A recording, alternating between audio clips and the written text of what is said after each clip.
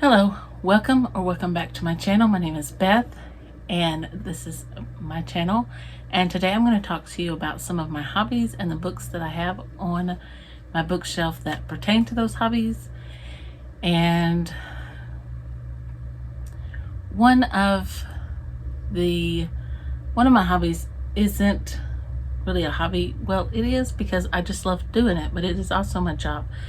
But all of my books are at work because it is the hobby that I am talking about. But anyway, this started with Marlicia over at Marlicia's Meanderings. I hope I'm saying her name right. And I became aware of it when Ariane at Book Zealots mentioned it, and then she did a video on hers, and I was very intrigued. So I don't have any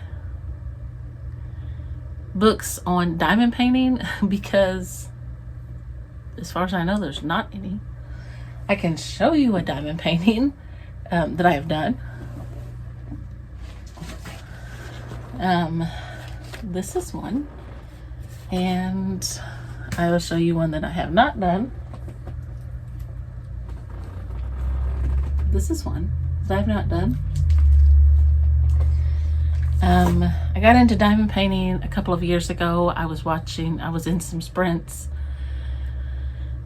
reading sprints, and one of the ladies that was co-hosting, she was diamond painting while she was listening to her audiobook, and that is how I found out what diamond painting was, and I was hooked. I got one, I purchased one, did it, haven't looked back since. So the first one I want to tell you about is my love of learning. So I love to learn, and so that is why I have decided to create my own DIY literature degree, which is why I have this. This is a Norton's Anthology to English Literature, which is where I will get some of the short stories, some of the poetry that I will be studying and reading and just learning. So there's that. I got this idea from Chantel, and I've been intrigued with it ever since she posted her video last year and a half ago, her first video. This book is rather big. And I also purchased this one, The Well-Educated Mind. This is by Susan Wise Bayer. And this is about, this has books that will educate your mind. It is books that, and she tells like Mohandas Gandhi, an autobiography, and she tells a little bit about it. And it says, have you lost the art of reading for pleasure? Are there books you know you should read but haven't because they seem too daunting? And then it says she provides a welcome and encouraging antidote to the distractions of our age, electronic and otherwise. So that is what I bought this one for.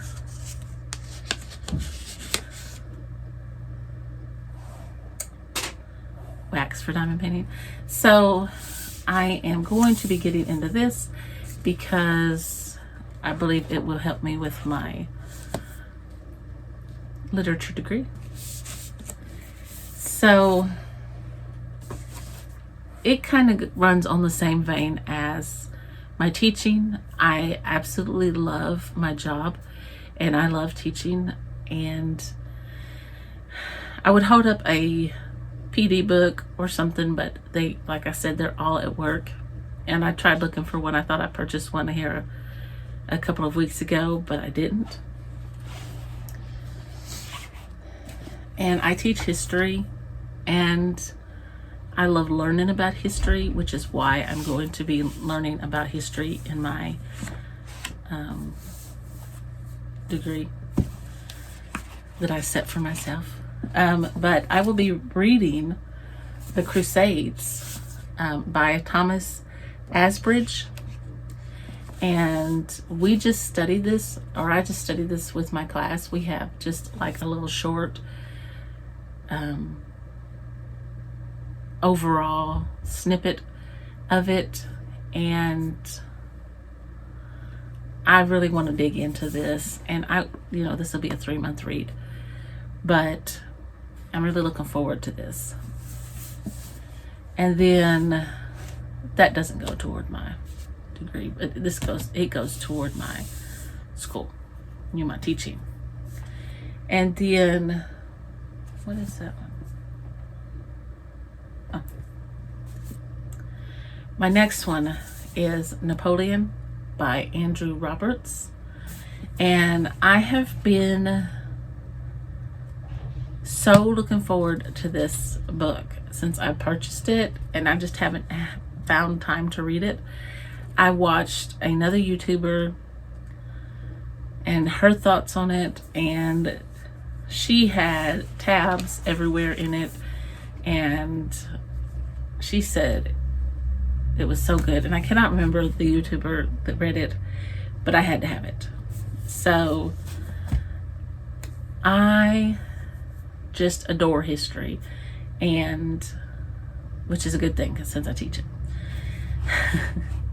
So my next, I have so many hobbies. And when you sit down to think about it, you think I only have the diamond painting.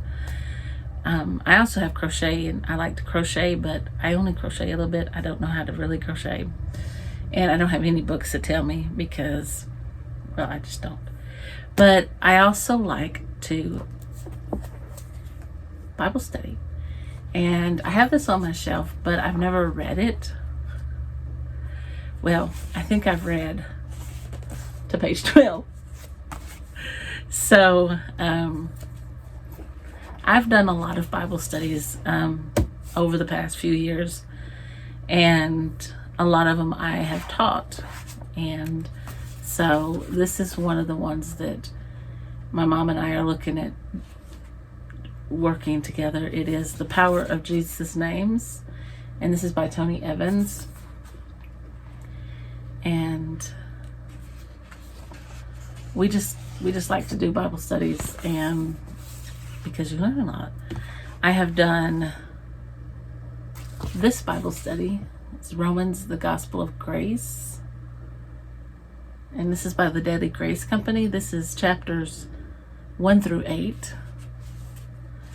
And it really taught me a lot. In fact, I could go back through this and read it over, because you can never learn too much from Romans. So with that, I also have other Bible studies. These are more Daily Grace Company. A study of Habakkuk, Even If. More Than Anything, Loving God Above Everything Else. Pray, Cultivating a Passionate Practice of Prayer. Oh, that's a thick one. So I really love doing Bible studies. And one thing that I really got into a while back was reading my Bible chronologically. I've since stopped and just read. I just read it through. But I like to read it chronologically because it gives you, in date order, how it happened. But I was reading this one, the 1 Year Bible, and you can read it in the year, obviously, because it says the 1 Year Bible. It's an NIV version. And so, you could open it up to, what's today? The 26th? And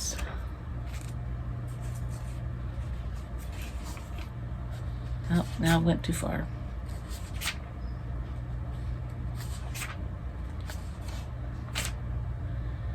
You could read Joshua 7:1 to 9:27. So I really like that. And I mean, you just read it and soak it in and go on. And then you go on and do an even deeper study, however you want to do that. But I also enjoy journaling, Bible journaling, you know, like writing my thoughts in the margins. And so I recently bought what's called the interleaved edition, and I haven't used it. I'm afraid to. I don't want to mess it up. It's just so beautiful. But it is a beautiful Bible. And I am afraid I'm going to mess it up. But it's an ESV. It's an English Standard Version. And I mean, it's pretty small print. But I mean, it's gorgeous, and that I'm excited about starting using it too. So I have those, and then my last thing is obviously reading. Reading is a hobby for me. Recently I've made it into my hobby of reading has become one that I haven't looked forward to as much, and I've put a lot of pressure on myself, and that makes me very anxious, and it's made me not want to read. And so therefore I should probably take stock of why I'm doing the things that I'm doing, and maybe cut back on what I'm expecting myself to do. So one of my very favorite challenges, and I just started this one last year, is the 52 books in 52 weeks. I love to journal this challenge, and I haven't done so well this year. I did last year. I did a lot better, but if you flip through here, it is pretty empty. I only have like a couple books listed, and so I have a lot of hobbies. My husband and I, we like to just go riding and look for ghost towns. One that we really like to visit is Rodney, Mississippi. We don't live in Mississippi, but we like to go. My sister lives in Mississippi, and we visit when we can. And I always want to go to Rodney, Mississippi, and then go visit Waverly Mansion. There's that is not in Rodney, but that's, somewhere else down there. I think it's in Columbus. We're just outside of Columbus, and I'm very obsessed with spooky stuff, ghost, supernatural type stuff, and ghost towns really intrigue me, and old abandoned buildings intrigue me. I want to know the history of it. And so I don't have books on that. I mean, I have ghost books, like the Ghost of California and stuff like that. But anyway, I hope you enjoyed this video. It was just a little video. I just kind of threw together some things, and I was kind of grasping at the straws because I didn't really have anything that I could show you that actually was my hobby, so to speak. But if you did enjoy this and you want to see more from me, give me a thumbs up, subscribe to my channel if you're not already, leave a comment down below, and let me know what you think. And I will see you in the next video. Bye for now.